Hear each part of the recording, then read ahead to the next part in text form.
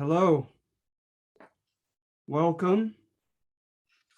All right, let me get your names down.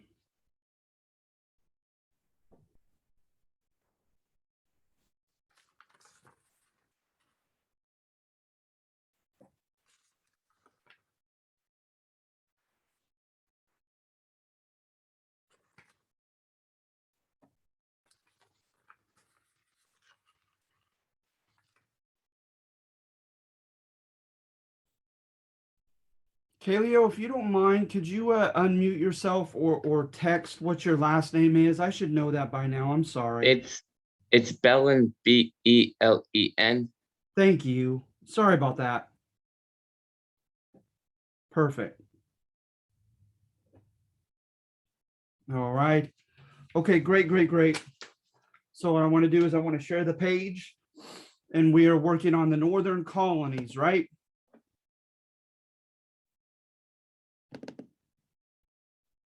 So we have here an outline, just a very broad, basic outline. Let's see here. So we're dealing with the northern colonies above the Mason-Dixon line of Maryland. You see Maryland right here. So you're talking about Delaware, New Jersey, Pennsylvania, New York. These are collectively called very generically the middle colonies because they're geographically in the middle.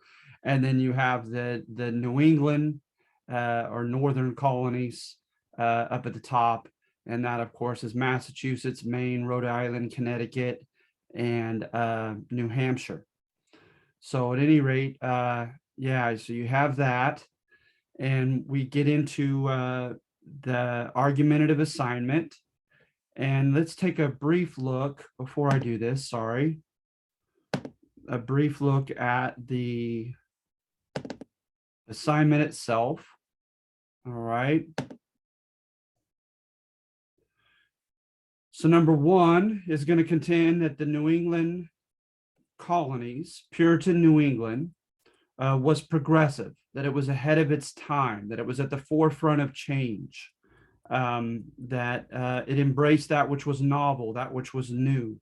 This is tied to Civil War historiography, where you contend, right, that the North was just light years ahead of the South, and that the two were incompatible, that the South was archaic and old school and agrarian and hierarchical, and then the North was much more progressive, right? That it was more egalitarian, people on equal footing, more of a middle class society, more modernized, is going to embrace novelty like industrialization and commerce and diversification, and hence will leave the South behind, and you're playing into the court history of the Civil War, basically.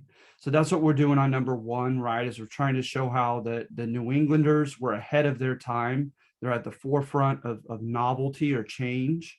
All right, we're going to get into that. And then number two, I take a 180 and depict the New Englanders as intolerant. Okay, and that's pretty easy to do in light of the wars and the treatment of the Native Americans that they had, the way by which they were very exclusivist amongst themselves with one another, and also, of course, the manner by which the Salem witch trials played out as cases in point of the New Englanders being very intolerant society by today's standards. And then you have an aside on the Salem witch trials that you're free to look at, but there's nothing argumentative attached to it. Oftentimes with the Salem witch trials, they attach some popular theses, include a scapegoat thesis, that in the midst of their angst, and that was developed by their own religious ideology and from their circumstances. They were looking for scapegoats, and so you find them going after a lot of marginalized characters. You have almost the opposite thesis out there that contends that there was socioeconomic envy or jealousy involved, and people utilized especially adolescent girls utilized the newfound power that they had in being able to accuse people and settling personal scores, etc. You have also the fact that that women were second-class citizens in Puritan New England, highlighted, and so you have books on that and emphasis on women being victimized by the Salem witch trials, and those tend to be the most prevalent in my humble experience of reading books on the Salem witch trials. Can I ask a question? Sure. I read, I'm sorry, I read somewhere that, oh my God, that their rye might have had some kind of fungus that poisoned them. Yes. And that's why they had many hallucinations. Is that something that might have happened, or is it just what they think? No, that is another popular thesis. I don't know if I'm saying it correctly, but ergo poisoning, ERGOT. Yes, absolutely. When you look at their symptoms, muscle convulsions, sporadic bouts of irrational behavior, rashes. Yeah, they make a point. They make a point that needs to be considered with the ergo poisoning thesis. That's very good, Mr. Virag. I'm glad you mentioned that. I'm sorry I forgot to mention that. Thank you. Uh-huh. I have another one. I'm sorry. Can I just No, switch please. back, Please, that's second? what I'm here for. It's the second one. You wrote that there was this lightning strike. Is that did that really happen? Yes, that was reported by William Brewster and William Bradford, if they can be believed. And they had a good reputation as far as their sobriety, their integrity. They were pretty reputable, highly reputable figures in Plymouth Colony, and they attested to that lightning strike. Isn't that something else? I mean, of course, we could never fully verify that. Yeah, but that's just such a coincidence that I can imagine that anyone would think that's coming from God. Yeah, it's something that is crazy coincidence. Yes, it was a crazy coincidence. For those of you who have not read number 2, there was a gentleman named Heocombs, and he was challenged by a sachem amongst the oh gosh, I forget. I have it in my notes somewhere, but I want to say the Narragansett or one of the other tribes there in New England. And this gentleman had become very vocally against Christianity, vocally opposed. And he would challenge him to these religious trials, if you will, these showcases. And then in a case documented by 2 of the leaders of Plymouth Colony, he was hit by a lightning bolt in midday on a sunny day and killed in front of a lot of people. And so, yeah, you could just imagine if that did happen, if that happened, you know, I think of a word, epistemology, right? Let's see here, EPISTEMOLOGY. Epistemology, from what I understand, is the nature and origin of knowledge, how you come to know what you know. And so today, right, epistemologically, we're taught to use, you know, the empirical method. You're to suspend judgment. You're to utilize your 5 senses. You were to engage in, you know, setting aside certain variables and going through experimentation and see where the data leads. And then when you look at the conclusions of the data, you use inductive reasoning to tie the results together, right? That you're supposed to have that type of reasoned process before you accept something as truth. Well, it actually was, the scientific revolution actually was in the 1600s, this very same century.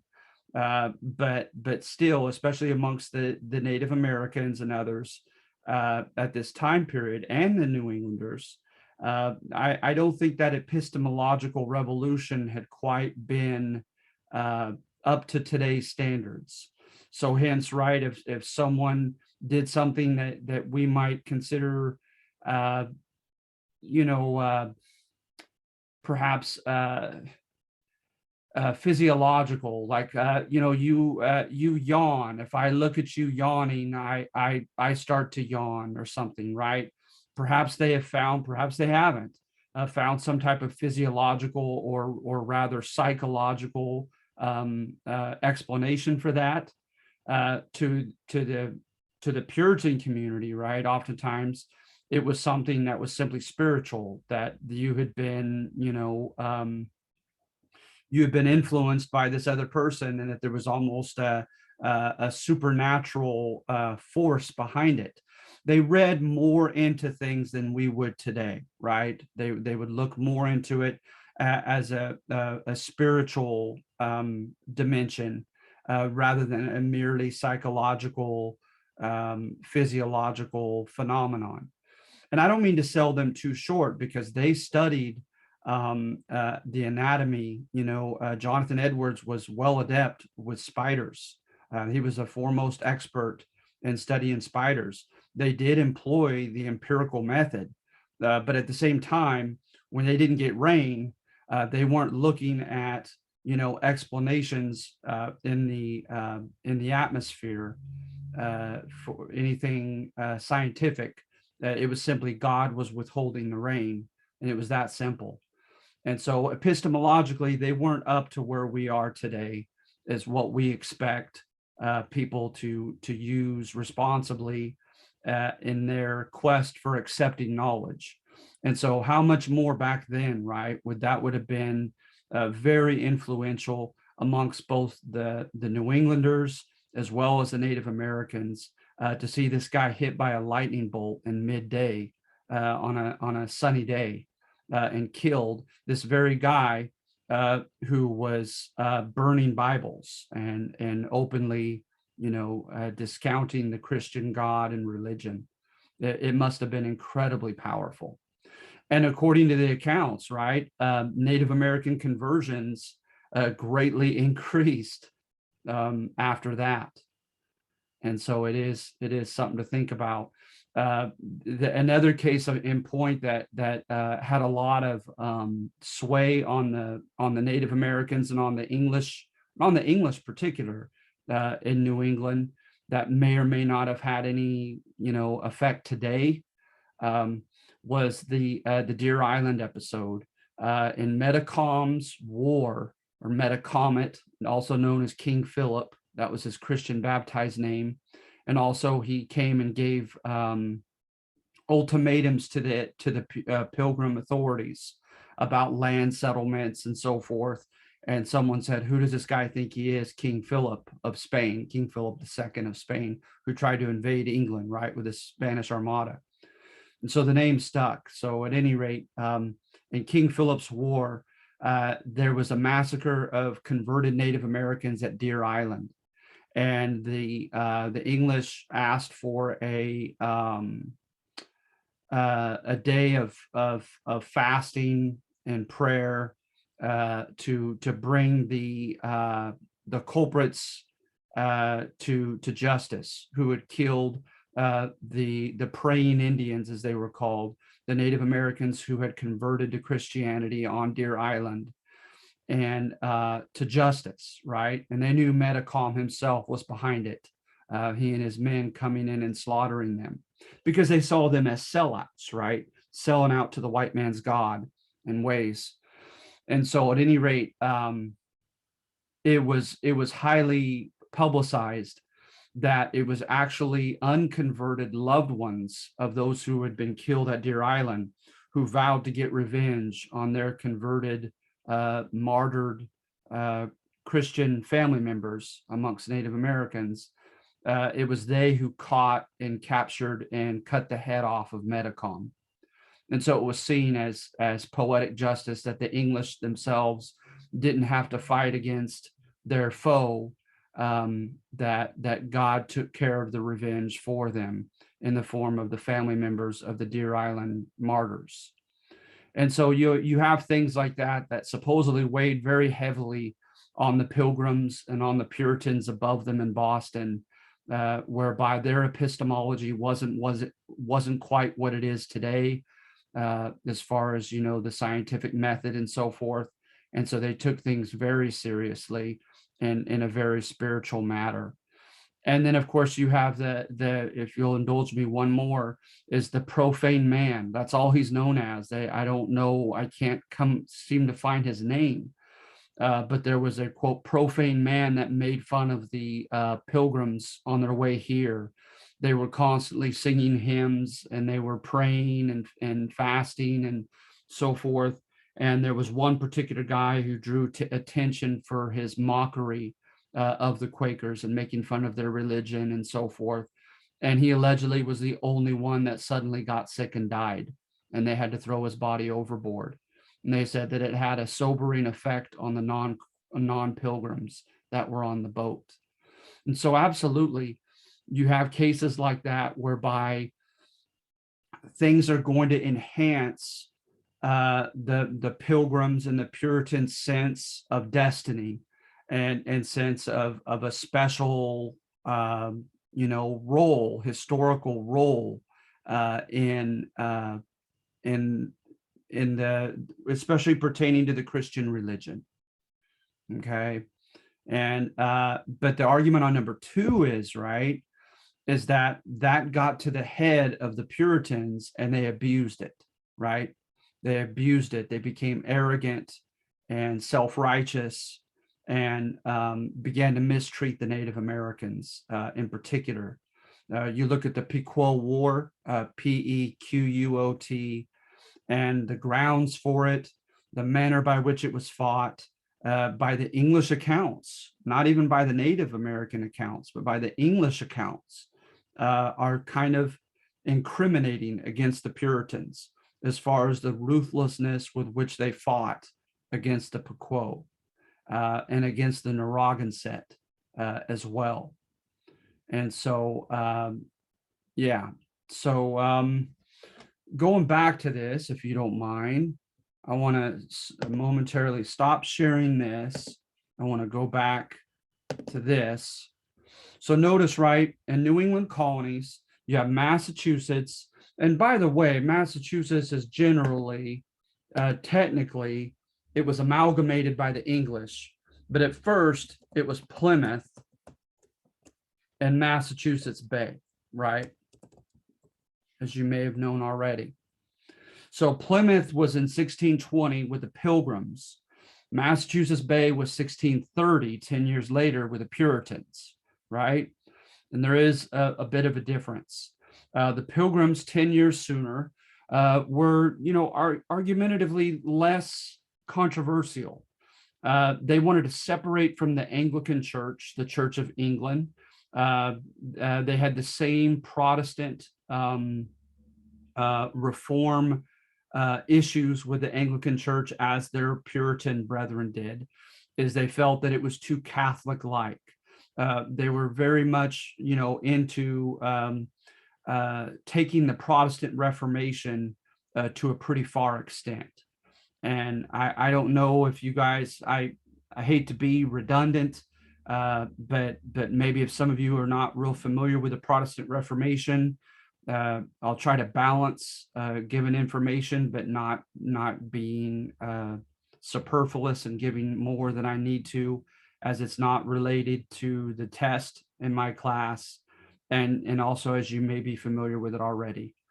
But in the early 1500s, right, there were reformers like Martin Luther in Germany who had issues with the Catholic Church, the universal Catholic Church.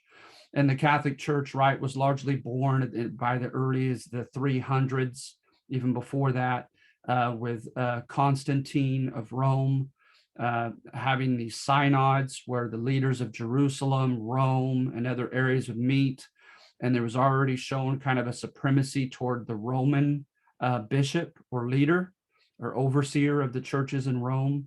There was a guy named Irenaeus and other early church fathers who contended that that verse that Jesus said, Peter, I give you, I'm going to name you Peter, right? Like, which means like Pedras or Piedra in Spanish, like rock.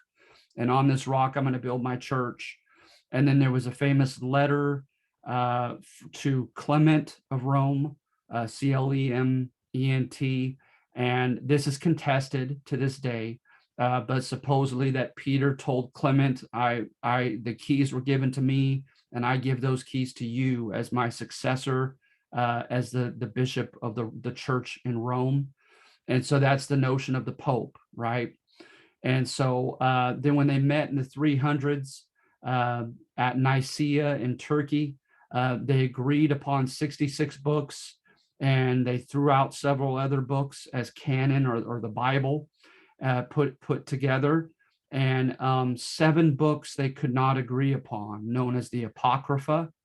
And in one of the 7 books, known as Second Maccabees, it talks about praying for dead souls and coming out of a place that sounds a lot like purgatory. And so it was contested. Those 7 books were put to the side.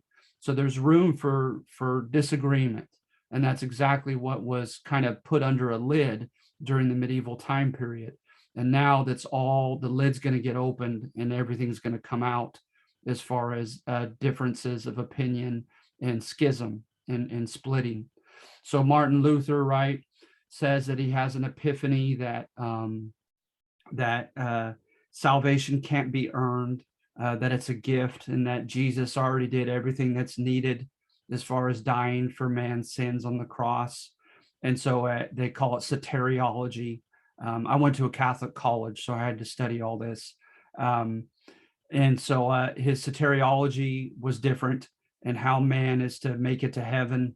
And then, of course, he threw out the 7 apocryphal books. He challenged the Roman Catholic hierarchy to a debate, and they refused to do so. Instead, they ordered him excommunicated. And then it spread to the Scandinavian countries and Switzerland. Calvinism came about at this time, the idea that people are predestined to either go to heaven or to go to hell.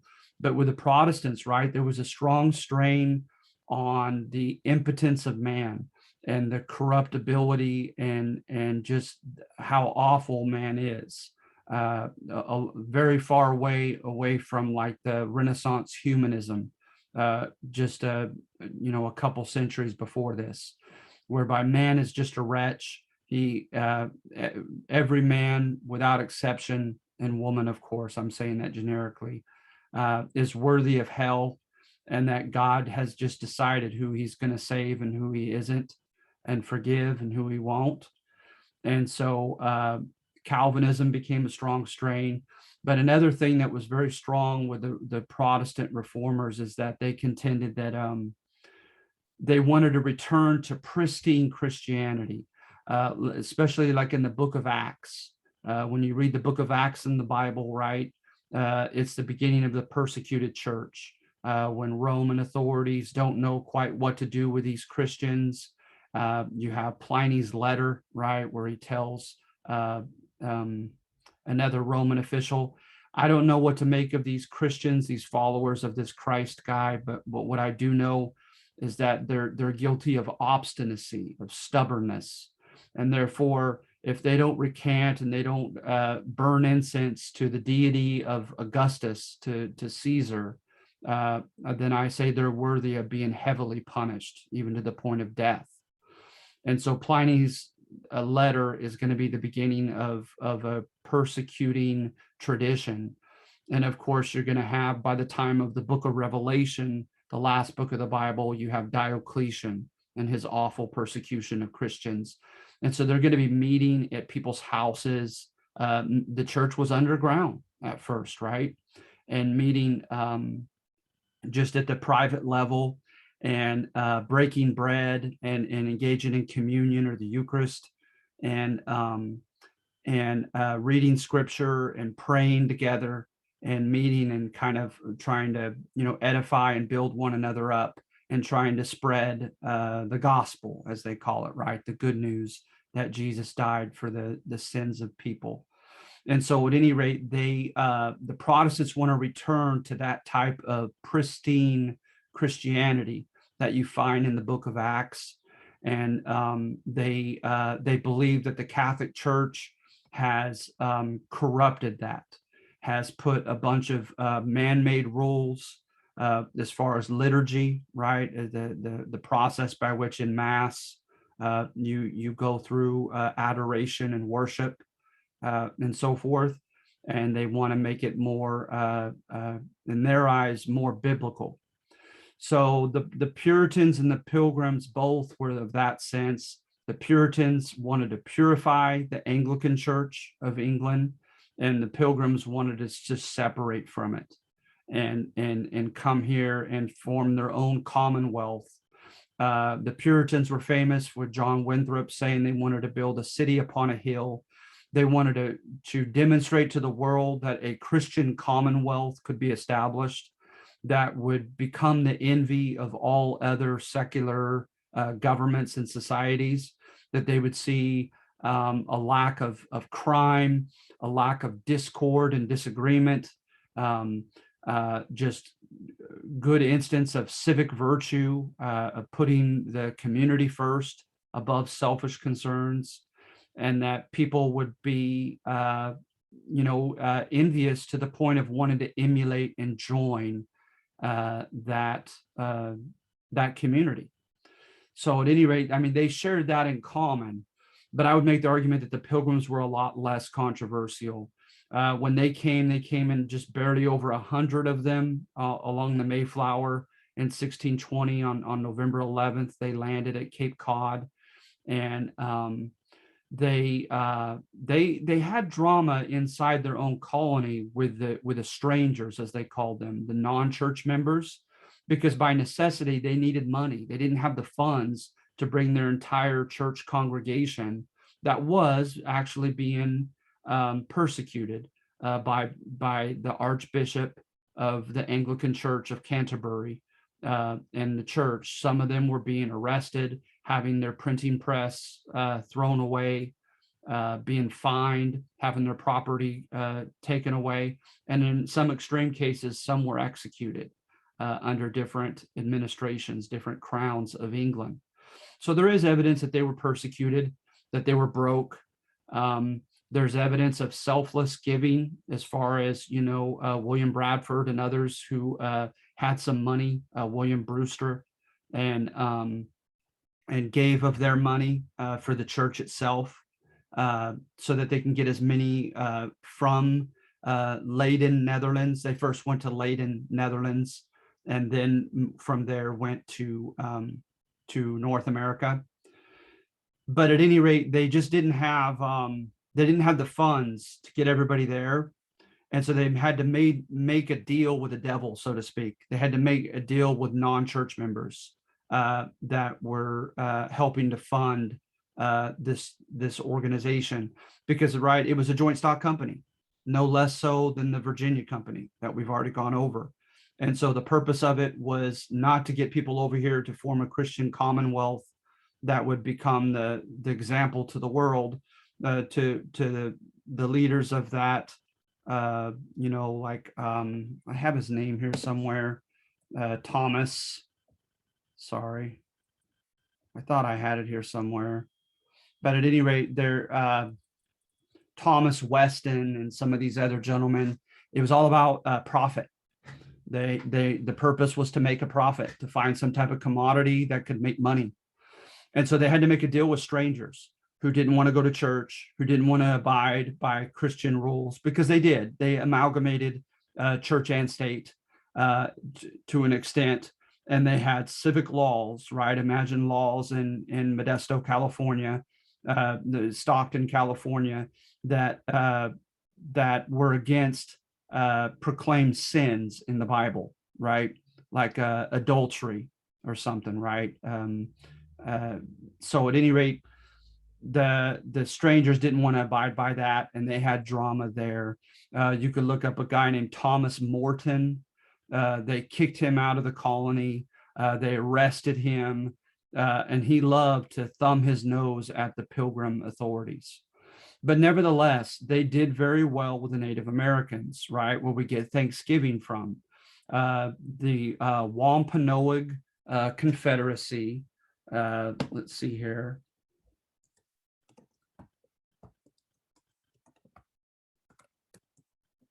They formed a treaty of equality, and they had a peace that lasted from 1620 to 1670, the end of 74 and 75.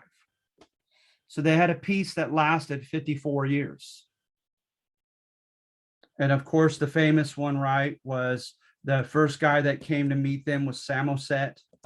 Then they dealt with the famous Squanto, and then the ultimate leader that they did pretty well with, I'm going to mess this spelling up,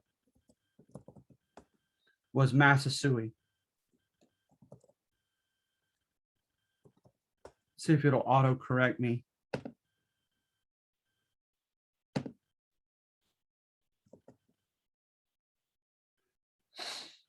And so they made a deal to protect one another, to be on equal terms, to trade with one another, to warn one another of any dangers, et cetera, et cetera. And so the famous deal that was made, right, was a combination with the first Thanksgiving.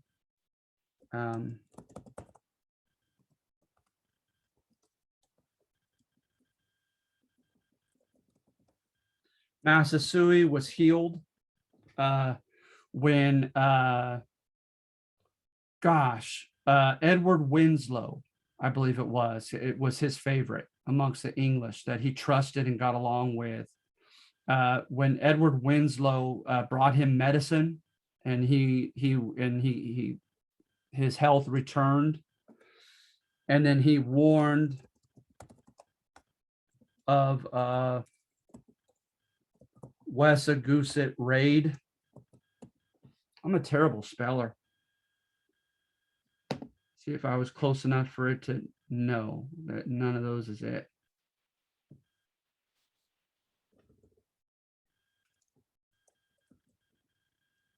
Anyway, it's something close to that. I apologize. That it was known as the Wessagusset raid by the I believe it was the Massachusetts tribe that the state was later named after. We're going to attack Wessagusset, and Massasoit warned the Pilgrims.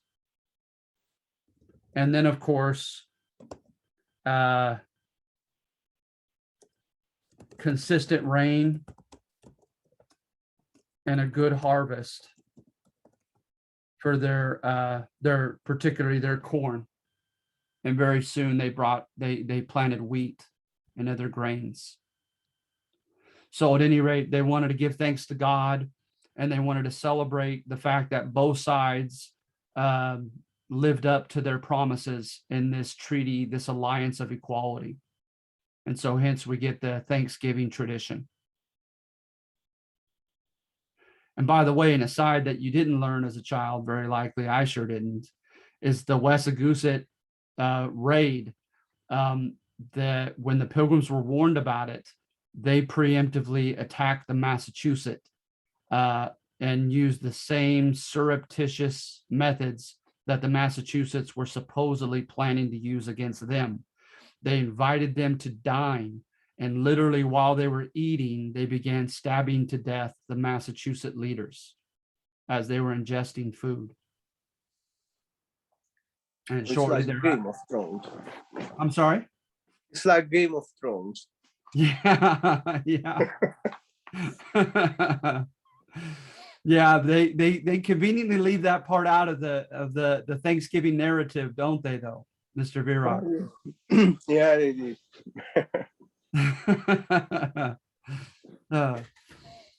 So yes, as an aside, another thing that I find interesting is you have the fact that the Pilgrims were not pacifists.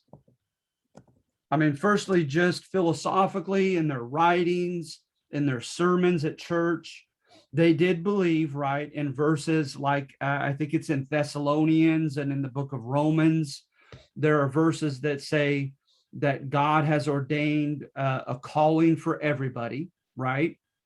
And that some people, that is their calling, to be the police force or the military force of their society, and to institute God's justice, and yes, even God's righteous wrath against evildoers. So they weren't pacifists like the Quakers. And so so for instance, right, William Bradford's response to the Narragansett. Here I go again with my terrible spelling. I've gotten lucky. The Narragansett sent a quiver full of arrows to William Bradford as the elected governor, contending that they wanted him to submit to them. The Algonquian word that was used was, I pronunciate it like the Spanish water. It was AGWA. I pronunciate it personally, agua. So they wanted, and it meant underneath or subject to. And so the Narragansett were a powerful tribe, and they were the tribe that the Wampanoags were frightened of, because they had not been hit by the white man's diseases.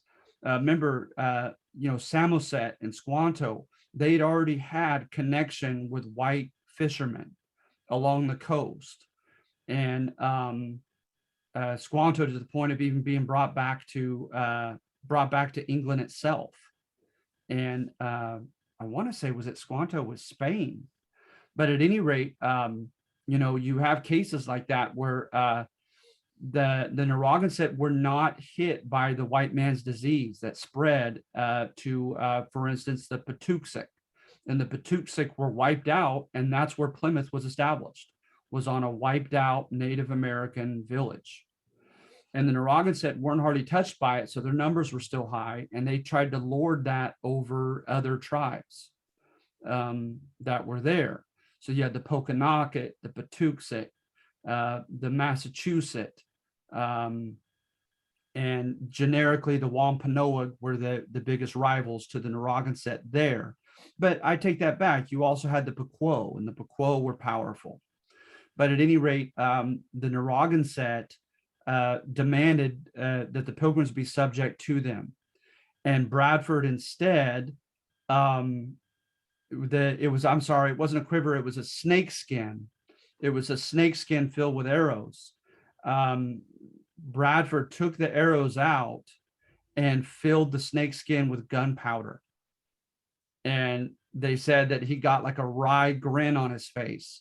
So this was supposedly a very humble, broken, godly man, generous man, who took suffering in a very stoic way when his wife very likely committed suicide when they first got here.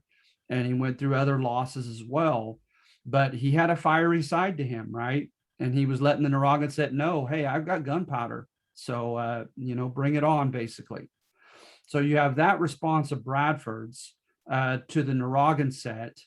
And you also have Miles Standish, and the fact that I'm going to say his leash. They kept him on a long leash, arguably. Miles Standish did not pretend to be a pilgrim, a saint, a member of the church. He did sign the compact, the famous Mayflower Compact. 41 men as heads of families said that they were going to abide by the law of whatever government was established amongst them. And he signed that, but he wasn't a church member and leader. He was a fiery soldier. and they gave him that long leash to literally, if the sources can be trusted, slit a guy's throat who was eating breakfast at Wessagoosett. And that's not the only case in which Miles Standish was really a fiery, temperamental, military-oriented fomenter of some violent drama. Wow. Yeah, so he's an interesting figure to look into. So then the Puritans came 10 years later. They came along the Arbella and other ships, and they came very early on into the Boston area, and their number very quickly got up to 3,000. And remember, the Pilgrims were 100, and half of the 100 died by February when they landed in November of 1620. By February of 1621, they were down to half of that. And so the Pilgrims came in much larger numbers. The Pilgrims only the Puritans. Oops. The Puritans arrived in 1630, and by 1636, they had war with the Native Americans. Yeah, the Pequot War. Oh, that's when they burned down everything and then they were killing the people. That's right. Out. That's Wow. absolutely right, Mr. Virag. Okay, so yeah, John Oldham, and there was a guy named Captain John Stone. A couple white men were killed by Pequot warriors who had had enough. I mean, there's evidence in the English sources that these were troublemaking men. On some occasions, they were abducting Native American children and using them for extortion, demanding payment or threatening to kill the kids or sell them into slavery. So some very, very, controversial men, and they were killed by Pequot warriors, supposedly. And the Puritans demanded justice. And remember, when they use the Algonquian term for friend instead of agua, beneath, right? When the Pilgrims made a treaty with the Wampanoag, they were to have political equality, so that if a Pilgrim defied a Wampanoag law, he had to answer to the Wampanoags for it. He would be handed over. And matter of fact, there was a case of an Englishman, of more than one, who robbed and killed a Native American, and the Pilgrims, in light of their treaty with the Wampanoag Confederacy and Massasoit, they actually publicly executed the Englishman for killing the Native American. And so there was that type of respect and equality amongst their political jurisdictions. The Puritans pretended no such thing. They demanded that any Native Americans who defied a Puritan law be handed over for their justice, but they would not do the same. On repeated counts, they would not hand over Englishmen to Native Americans for their justice system to be carried out. So it was a double standard. And it was an example, right, to a lot of people of Puritan hubris, right? Of that type of arrogance that the same laws that apply to other people don't apply to them.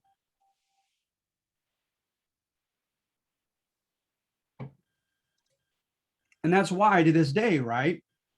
You still have words with Christianity and religious people that still have a positive connotation. Like, let's say, abstemious, you abstain from sinning, prudent, pious, etc. But one word that definitely has a negative connotation is puritanical, right? Puritanical implies that you're holier than thou. You have your nose stuck up in the air with arrogance, that you're better and more holy than the people around you, that you're, I think it implies much more than that as well. From my personal experiences and observations, it also implies that there's a degree of hypocrisy also, right? That you're following letters of the law with your Christianity, but your spirit, your soul, your treatment of other people is not anything close to being Christ-like. That it's mean, that you're mean-spirited, that you're judgmental, that you're exclusivist, etc. And that's where you get the term, right? It's from the Puritans. Is they develop, you could easily paint that portrait of the Puritans in Massachusetts Bay Colony, the way they threw their weight around with Native Americans. And then absolutely, as you mentioned, Mr. Virag, the Fort Mystic massacre, right? They used incendiary arrows and lit the buildings on fire, and men, women, children, anybody indiscriminately that came screaming out of those buildings, they killed. And I kid you not, in their English sources, they said something to the extent that the aroma of Native American burning flesh was pleasant in the nostrils of God. Yikes, right? Yeah. And by the way, when you look at that quote, it's an absolute, it's absolutely taken out of context. It's in, I looked it up at one point, I can't remember right now, but it was like Leviticus or Deuteronomy in the Old Testament, when they were under like the old Levitical laws, right, of burning incense and killing animals and burning them as sacrifice for their sins to Yahweh, to the Old Testament God. But literally in that case, it was a burnt offering of grain, and it literally involved pleasant, like, I don't want to say spices, but something added to it, so that the aroma of it literally probably did smell pleasant. And it didn't even involve animal sacrifice. So it didn't even involve the shedding of blood of any living being, much less a human being. And they take that out of context and say that the burning flesh of the Native Americans was pleasant to the nostrils of God. Yikes.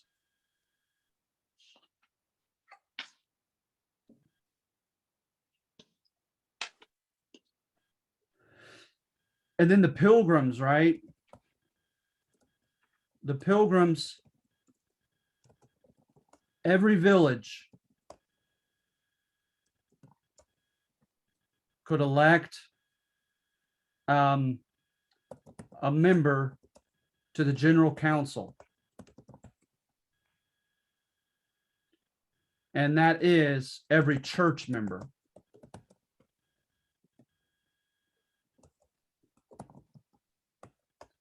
Puritan leaders fought against broadening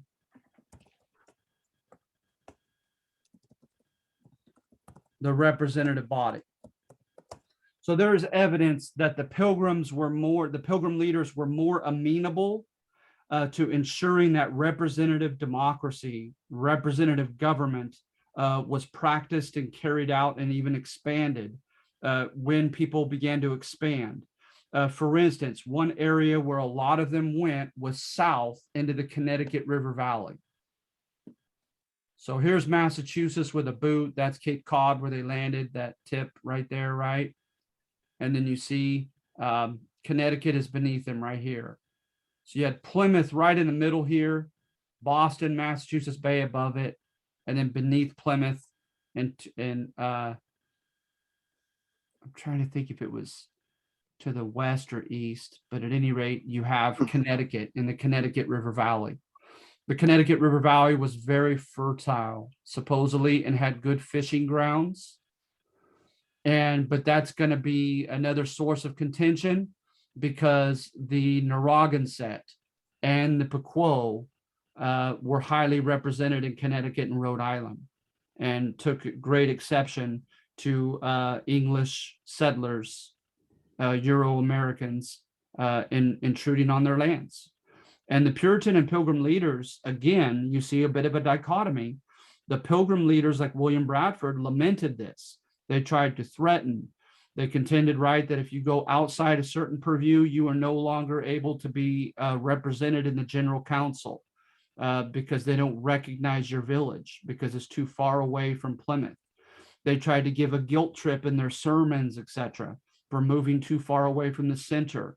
They used the interconnected analogy that you find in, oh gosh, I want to say it's First Corinthians in the Bible, where it states that the church is like a body, right? And everyone has a certain function, that some people are the arms of the church, some people are the hands, some people are the legs, some people are the feet. Of course, some leaders are like the head or the brain, etc.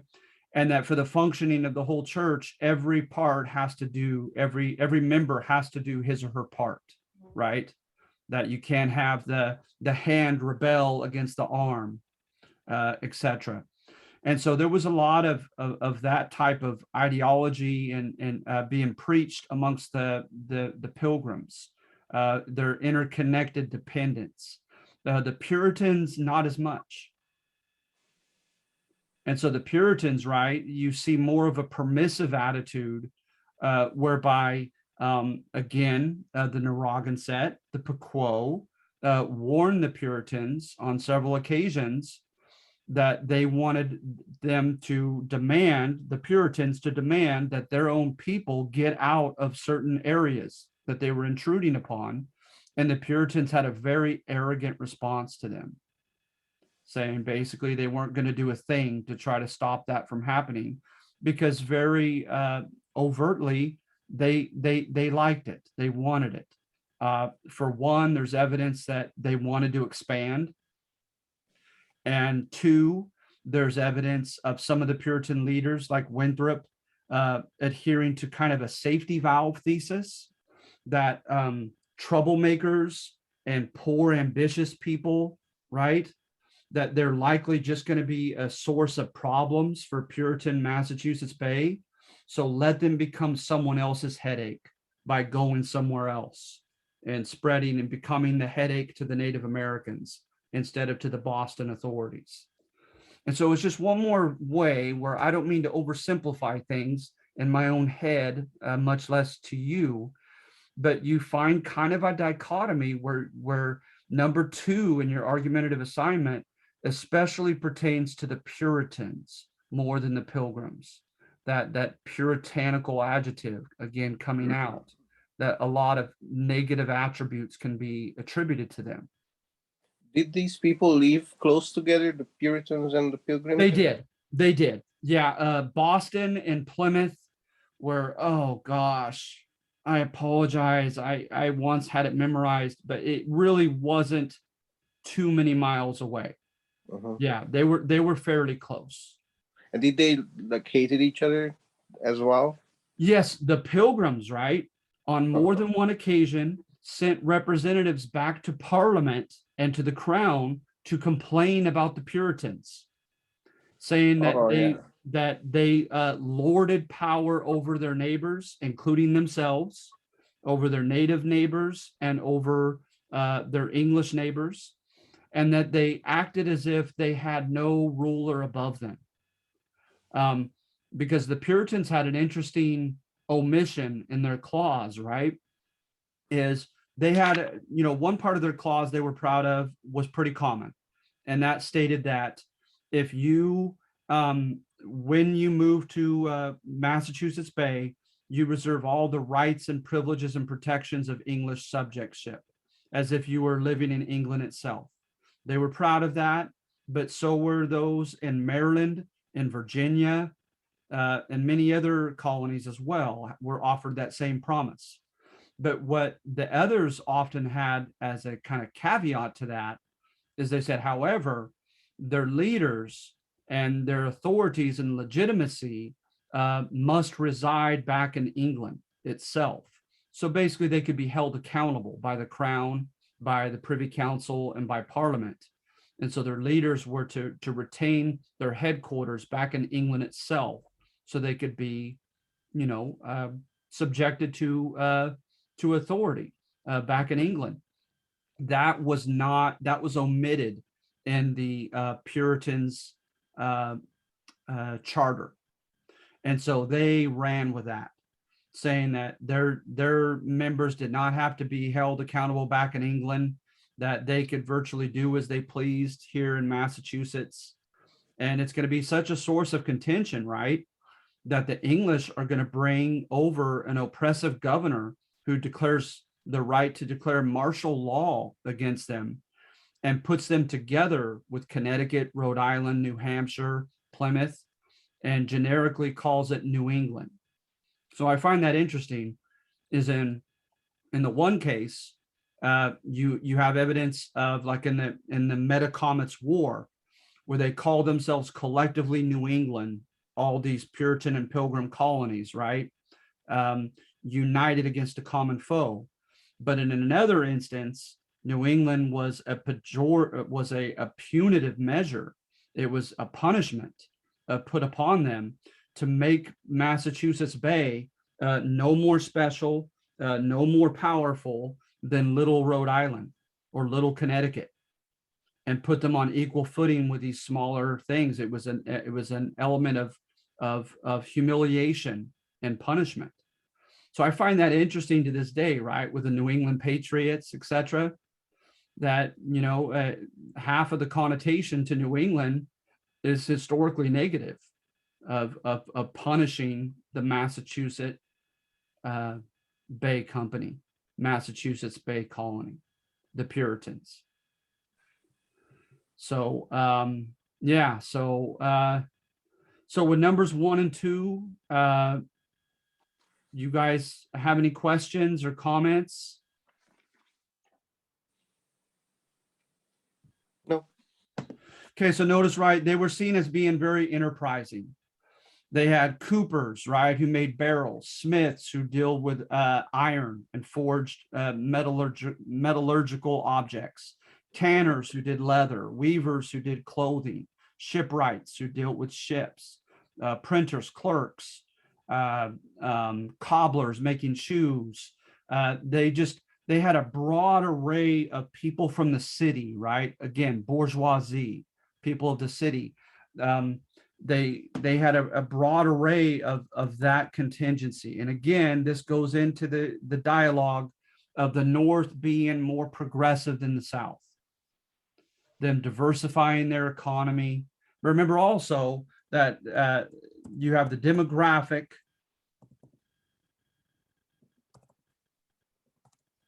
of those. It is demo, sorry.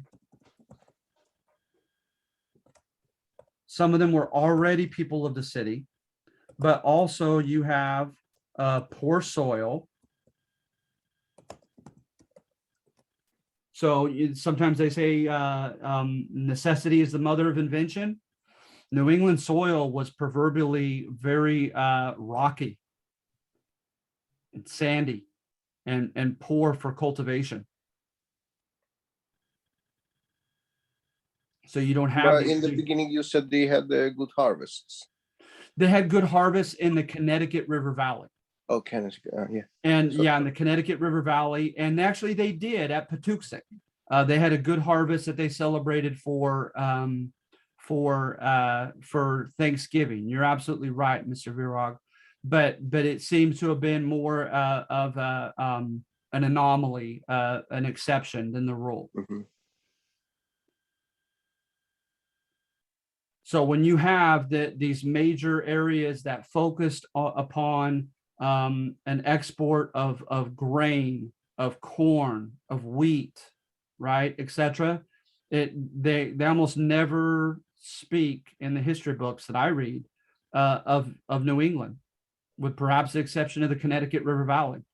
They talk instead, they mention the South, the Southern colonies, and they mention Western New York, and especially in the North, what gets the most attention from what I've read is Pennsylvania. Pennsylvania, very good harvests in wheat and grain and flour. So speaking of which, Pennsylvania in 1682 became a Quaker proprietary colony owned by William Penn. Look for evidence of William Penn's religion having a positive effect upon him and the way that he ruled Pennsylvania, that it made him generous, that it made him meek, that it made him very friendly and respectful to the Native Americans. You could look up his Charter of Liberties. It was pretty progressive for that time period. It allowed freedom of conscience. It allowed a representative body.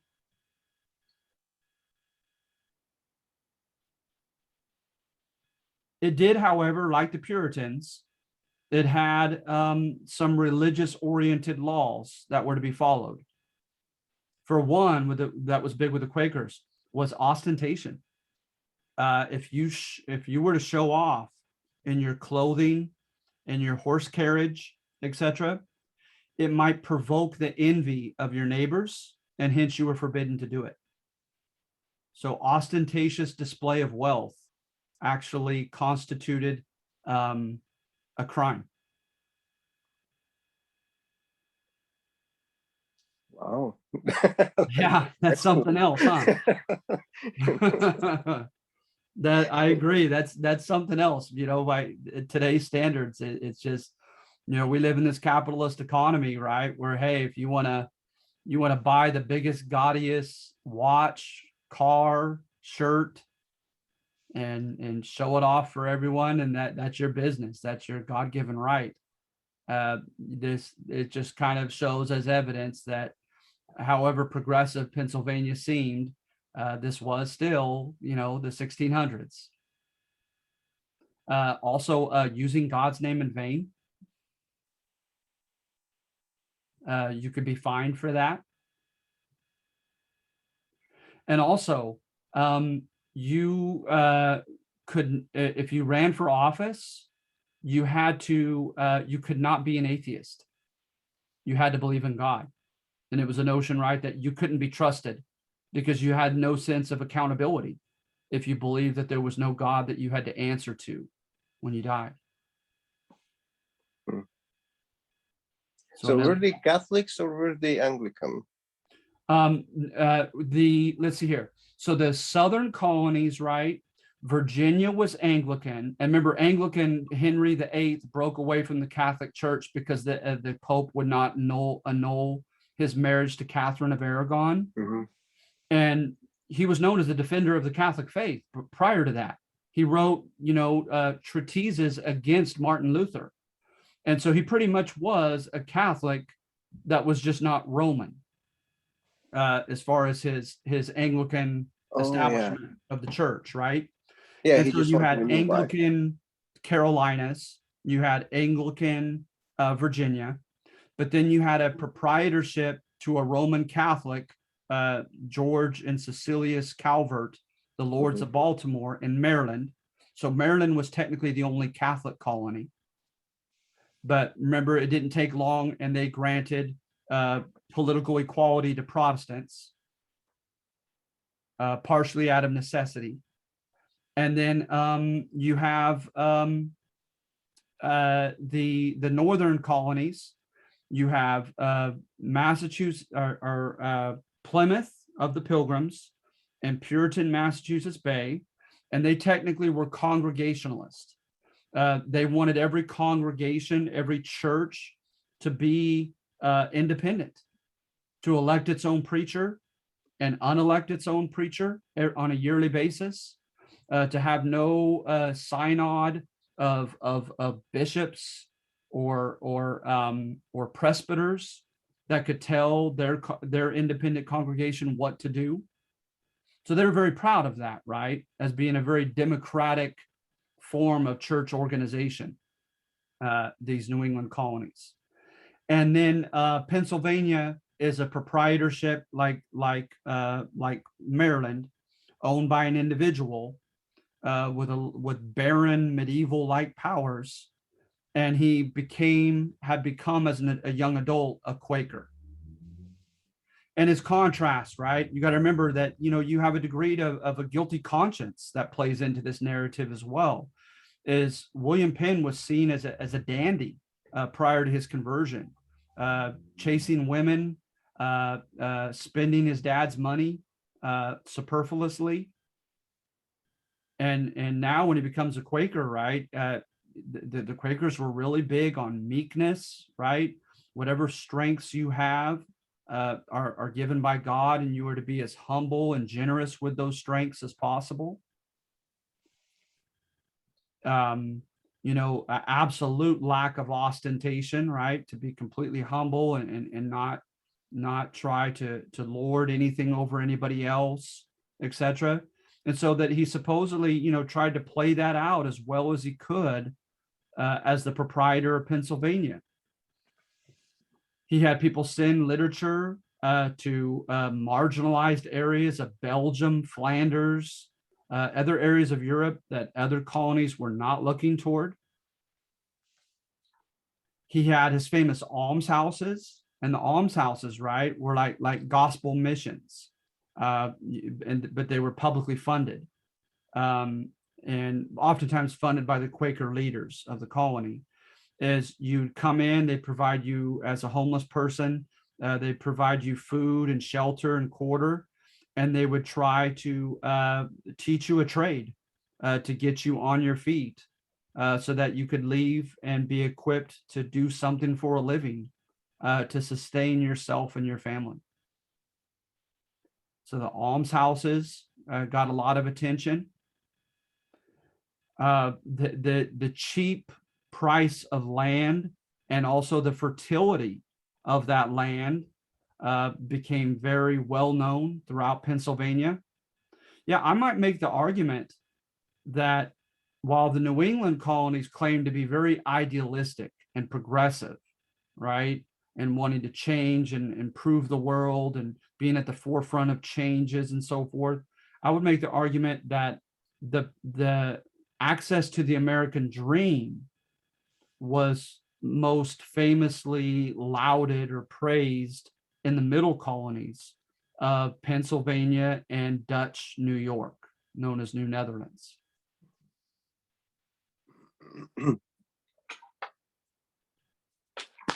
Oh, and so I was looking at the test questions. Yes. You wrote by the titles, you wrote test numbers. I think something is not right with them. So the first essay, you said the 31st question, and I just don't find the answer for that. I think that belongs to somewhere in Pennsylvania. Okay, let's see here. Well, Mr. Virog, if you don't mind waiting until, literally it's our next meeting. Oh yeah, sure. We'll do test one and I'll go through it with you.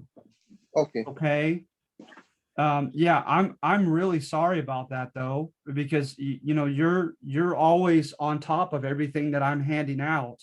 And so if you believe that there have been mistakes or discrepancies with connections between precise test numbers and precise numbers on the argumentative assignments, I'm sure you're right, that I'm sure I did mess up, and I apologize, but I would love to be able to rectify that literally next meeting Okay. when we go through test one, if that's okay. Yeah, sure. Yes. Okay. So at any rate, let me kind of speed this up if you don't mind. I appreciate you guys. I'm gonna give you 10 points rather than 5 on this one for sticking through. But with Pennsylvania and the argumentative assignment is what you're looking at, is the titles kind of give them away, right? And that is on the one hand, I'm praising Pennsylvania here are William Penn and calling him a meek and generous hero. And so you're looking for evidence of just that on section number 3 of him having all these powers, right, as the proprietor of Pennsylvania, but being so generous with them. So, you know, he has these powers, and look what he have here. You shall be governed by laws of your own making, right? So he decides unilaterally, although it's not that simple. He had pressure put upon him, and I'm kind of omitting that from number 3 to try to give him all the praise and credit for it. But he gives, you know, power to a legislator to share power with him as the governor. Again, he has a general loan office. He offers land. He has his famous almshouses. He has propaganda sent throughout Europe to try to encourage the marginalized and the dispossessed that they will have a chance in Pennsylvania. Then number 4 is a bit revisionist. Says this guy was an enigma. On the one hand, right, he followed Native American protocol. He did not step upon Native American land until he got the permission of the Native American tribal leaders in the form of treaties, right?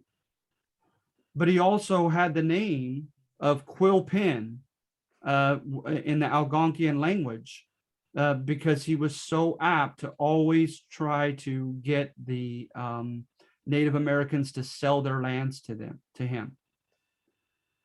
And then knowing that they were selling all this land, and a lot of them, like the Cheyenne and other tribes, were selling their land for short-term gains to become middlemen and provide goods and services to the white man, so that in commodities and in currency, they were gaining wealth. But he had to have known in the long run they were going to lose because they were giving up their land. And he didn't seem to lose a minute of sleep over that. So I'm calling him a puzzle of a man who, on the one hand, showed so much, respect and courtesy to Native Americans, and had a long peace with them. Right? Literally, it's known as the long peace. They went a very long time, long after he was gone, before they had war with Native Americans. He didn't even have a militia because they were pacifist. And he said that God would protect the Quakers and the people therein, and that as long as they were behaving well, they wouldn't need any arms to have to fight.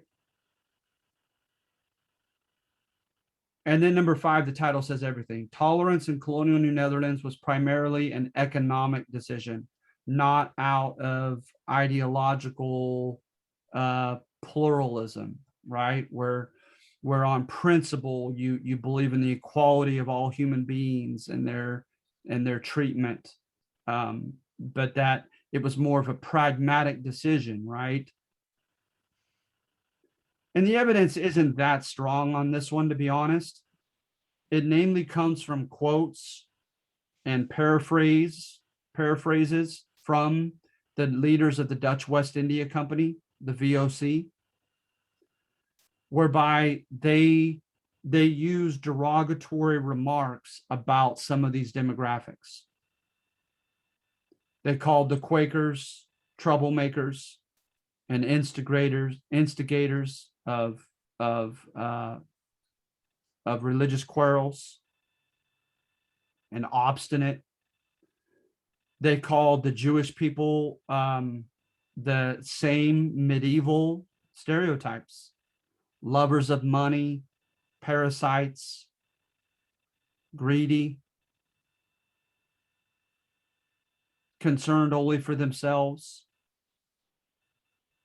There was a guy named the Black Turk Van Sally, and he got in trouble for battery, for domestic abuse, for public licentiousness, And they said some things, they wrote some things that adhere to what you might call the Sambo image about people with of African descent, that they lack self-control, that they're animal-like.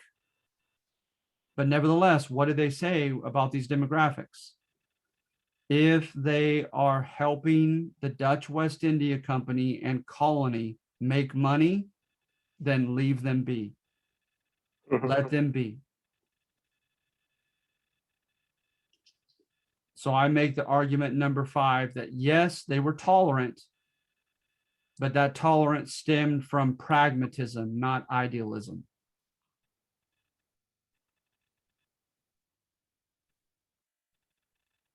Yeah. And you can make you can make a different argument with this just looking at the Netherlands themselves. The Netherlands, as far as their policies, I can't begin to get into, the possible motives behind the major policymakers, etc. I'm not well read enough on that. But you look at the policies, the Netherlands was very, relative to other countries, very tolerant and pluralistic at this time. So they were coming from a tolerant society when the Dutch took over New York as New Netherlands. But again, you have those quotes from the leaders of the Dutch West India Company. You have quotes from their governors like Peter Stuyvesant that are just ugly by today's standards.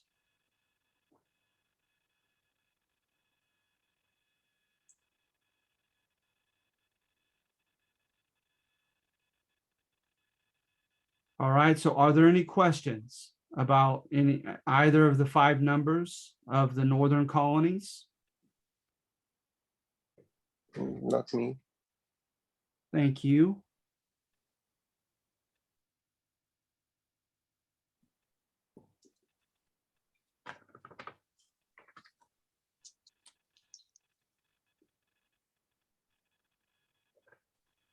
All right, you guys. So I'm going to go ahead and let you go. And I'm writing down for myself, you guys are getting 10 points. You've certainly earned it. Thank you. All right, so I appreciate you. I appreciate your faithful attendance. And so on Thursday, we'll go over test number 1.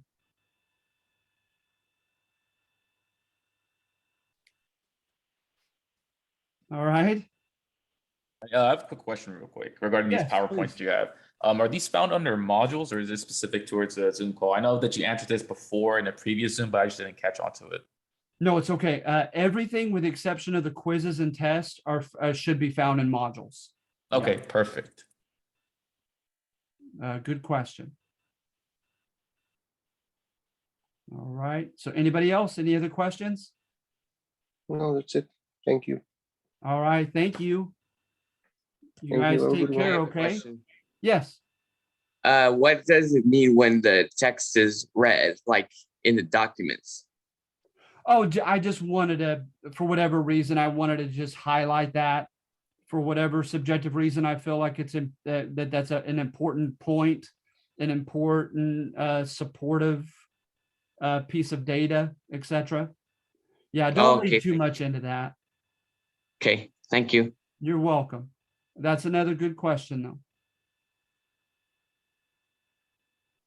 All right, so thank you, everyone. Thank you. Thank you for good sticking with day. me, okay? I appreciate you guys. I really do. And Me I too. hope to see Thank you you. on Thursday. Bye. Bye-bye. Thank you for the 10 Thank you. points also. Thank you, Kaleo. See you on